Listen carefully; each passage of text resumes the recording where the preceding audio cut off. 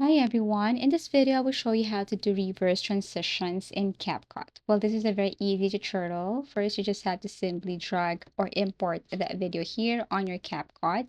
Make sure you're using the latest version of your CapCut. Here's the video and I'm going to drag it right here again. Now you can expand this to make it more visible. You can tap this arrow right here and then you just have to make it play or play the video. For example, if you want to reverse the video from this part right here, you can just right click and then copy. And then you have to point the cursor or click it right here, right click again, paste. Then the second video above, we're going to reverse this one. So how are we going to do that? We're going to split this one first and then go to the upper side. In this part right here, you should see the reverse option, which can be found right here.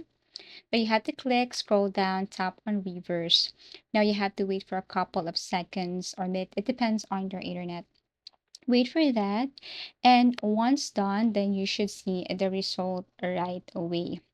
So basically, this is what it looks like once you have reversed a video here on CapCut.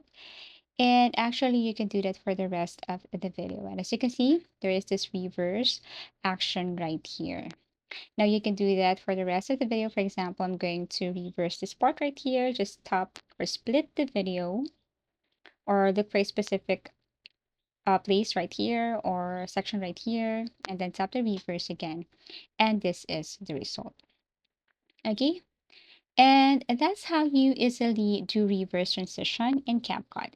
Thank you for watching and see you again in our next video tutorials.